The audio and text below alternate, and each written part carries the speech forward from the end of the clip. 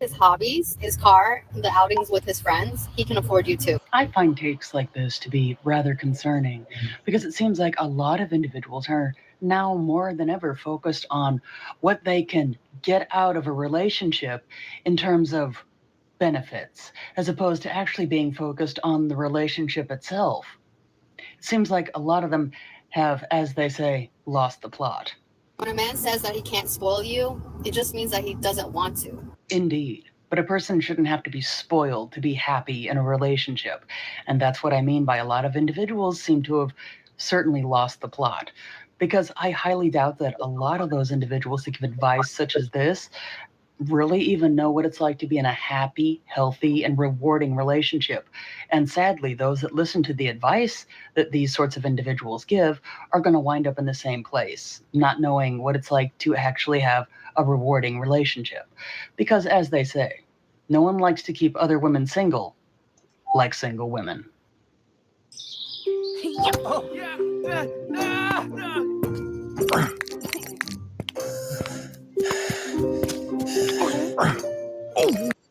Men have no honor anymore. Honor, huh? Interesting. I wonder how they're going to try to nitpick men today.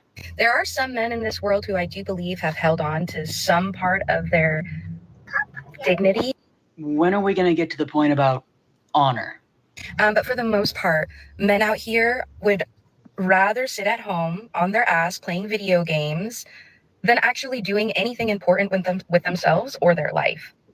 Let's be very clear. A lot of gentlemen work very hard most of the time during the week, and a lot of gentlemen enjoyed playing video games as a way to unwind, and there's nothing wrong with that. What's the problem?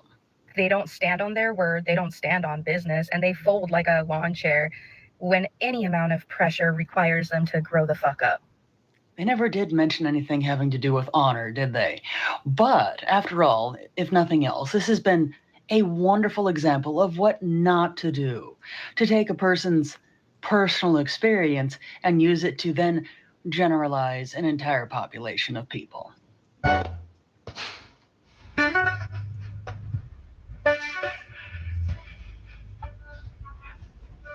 And on today's episode of Seeking Attention, Validation, and Approval from Random Strangers on the Internet, we have an individual who's being not so subtly sexist towards male doctors and could have just saved everyone a whole lot of time by doing a little research before going to the appointment and verified who their doctor was and what their gender happened to be.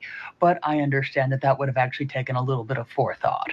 But I really do hope they keep that same energy for women who perform vasectomies. You cannot convince me that being a male-centered woman is not a form of imprisonment. I have often found that trying to get someone to change their position on their opinion of which they're already convinced is nothing but an exercise in futility. After all, they would have to be open-minded enough to listen to opposing arguments on that particular subject. Whenever I meet someone whose whole purpose seems to be being around men, being liked by men, securing a man, etc., I genuinely feel badly for them. I have met very few individuals that would actually fit that description, but I'll tell you who I do feel sorry for. Those individuals that are so hyper-focused on their dislike of men that it becomes their entire personality. It feels like meeting somebody who's in a cult, who's so deeply brainwashed. All you want to do is tell them how much better life is on the other side. P.S. If a person has to use multiple hyperbolic statements in order to convince others of the validity of their argument, then they don't have much of an argument. If men didn't exist, the world would be perfect. It would be pretty calm and peaceful. Calm and peaceful. Yeah, that's 2 words for how it could be, but I have a better 2 words for how it would most likely be. Chaos and pandemonium. For without men to complain about, most women would just most likely turn on each other. Men ruin everything. Do they? Well, without men, most of the world's infrastructures would actually fail to exist because there's not a lot of women that are willing to actually put forth the work and physical labor that would be required to maintain everything that we've become accustomed to. Like, just imagine a life without men. That would be a dream come true. Yeah. Let's just take a moment and think about what a world would look like completely and only populated by women. Yeah, It really doesn't seem so much like a dream world. It actually more closely resembles something like a nightmare. So these two girls go into Old Navy looking for their fleece that is pretty popular during the winter months. And they say, oh, everybody always gets a size 3X, I think. And as some out there might expect, there are some that have a problem with the size of clothes that some decide to wear. And arguably, you can see by the size of these girls, they probably wear like a small. And the point would be, Actually happy to see that people were calling this out in the comments. There were a lot of people being like, why would you need a size 3X? But let me go into why this is not okay. there are a lot of people that do like to be in other people's business. We're going to start with the statistics first. Statistically, 70% of US women are a size 16, 18, or over. So most of US women are plus size. Is it just me, or does anybody else find it moderately, if not more than moderately, alarming that there are that many people in the United States that are overweight? But then I see videos like this where people who could get their size or literally just size up to a large to get an oversized look are specifically looking to take a 3X from someone who needs that size. Oh, wait, this is building up to something. Why are our clothes okay to exist in order for a small person to get a super oversized look, but our clothes are not okay to exist to put clothing on our bodies? Just my opinion. But a person should be able to buy whatever they want to buy without having to worry about hurting someone else's feelings. And the answer is fat phobia. Of course. Of course it is. If you don't have a problem with that video, you should. And if you don't, you just hate fat people. Ooh, an all or nothing argument, is it? But just remember, there is almost nothing that a person can't do these days without having to worry about hurting somebody's feelings or being called some kind of phobic. 2025 was just the beginning. And we're talking about commenting on something that really has nothing to do with you. It don't matter. Just mind your business. Learn to mind your business. That doesn't even have anything to do with you. You talking about something that you're probably miles away from. But of course, if modern women aren't happy, whenever they're not happy, they're going to do their dead level best to ruin somebody else's life. If you're a woman, men are never going to like you. Well, okay then. Someone on the internet said it, so it must be true. But extraordinary claims require extraordinary evidence.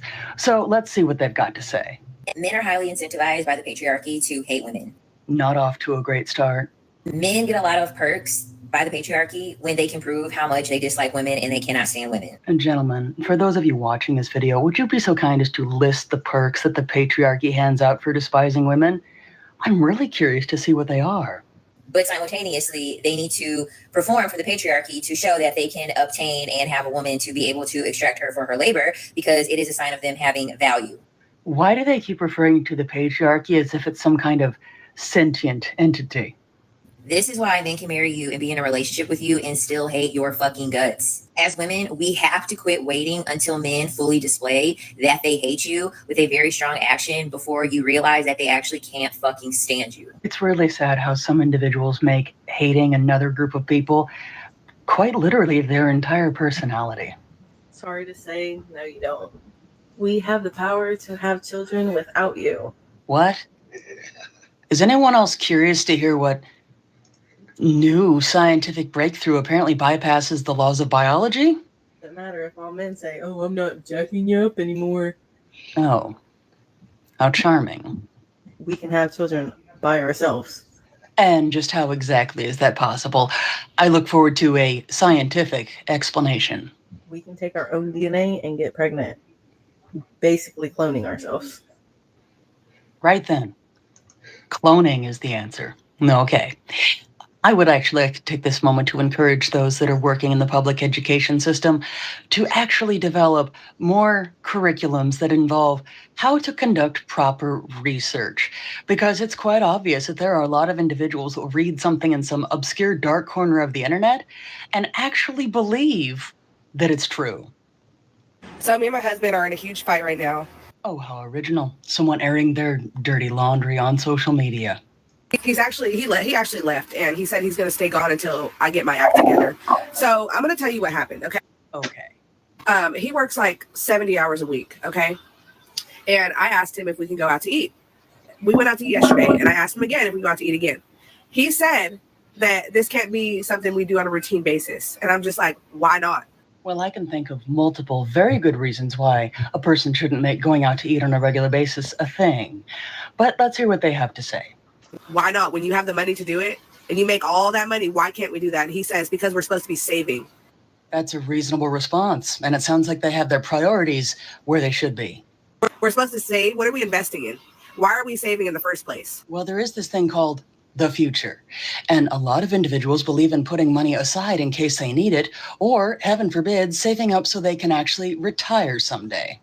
First of all, what I'm not going to do is sit here and allow someone to tell me what my money, that's my money too, because we're married. I'm not going to allow someone to tell me what my money is going to go towards. Well, it definitely sounds like someone should, because at least one person in that relationship is responsible enough not to think of just the here and now. And if he's going to keep it up, then he don't have to come back. Right. So if they keep being responsible and forward thinking, then someone doesn't want them around. I think they'd be better off. I mean, once again, we're dealing with grown adults. Once again, we're dealing with women that say that they're boss babes. They say they develop faster and they're more mature than men. They say they've reached a point in their careers and in their lives where they just know themselves and they know what they want and they're healed and they're not going to take any crap off of a man. But this is the crap that a man has to take off of them. Men used to fix cars and build houses. Now they just sit around on podcasts and gossip like they're on The View. Putting down men on social media has become very popular. Although I've noticed it's only popular among those that share a similar intellectual level. Back then, men built things worth keeping. Now they just build followers. And that level is certainly not something to be aspired to. Can y'all even name any tools? Well, I'm sure a great many men could name quite a number of tools. I mean, I see them every day on social media, but let's not resort to name calling. Do y'all know how to fix a car? And for those of you wondering what exactly the point of this type of content is, I do have an answer.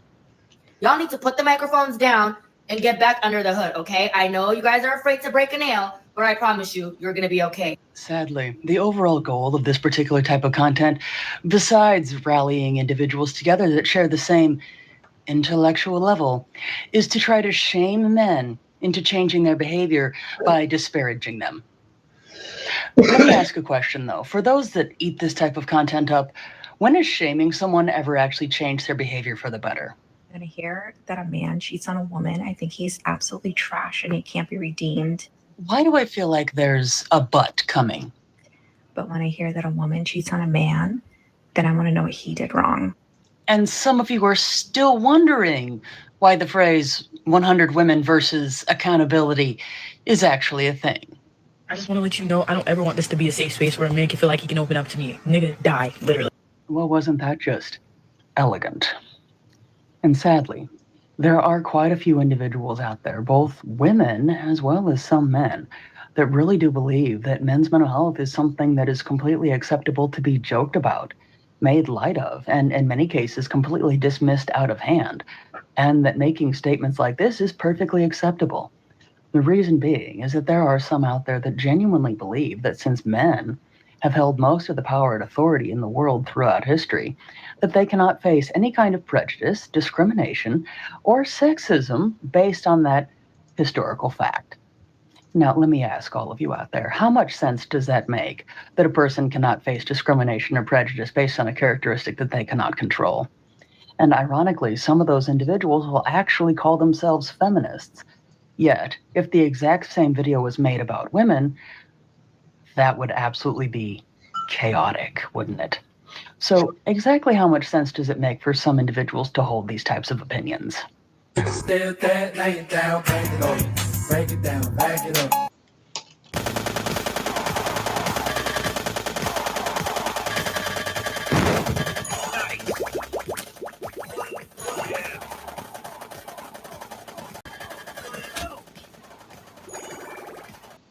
What? Someone's really complaining about a woman driving a car with a man in it now? I swear some women will find absolutely any reason to complain about what men are doing or in this case, not doing, just so they can get some much needed attention on social media and have something to talk about. But if a person is really of the mind that a woman shouldn't be driving a car when a man is present, perhaps move to one of those countries where women don't even have the right to apply for the privilege of driving and see how that works out. I'm quite frankly embarrassed for a lot of these women that are actually complaining that women are doing the same things that men are doing because they think men should be doing them because they're men and they're women and they deserve special treatment in their opinions. Sadly, some of them actually call themselves feminists, when I don't understand why, because obviously they don't even understand the definition of the term. So is it just me, or do you guys get offended when you're out about in life and there's a man with his shirt off? No. But then again, I have found that there are a great many delicate people in this world that are offended by a great many things. Why am I having to look at man nipple?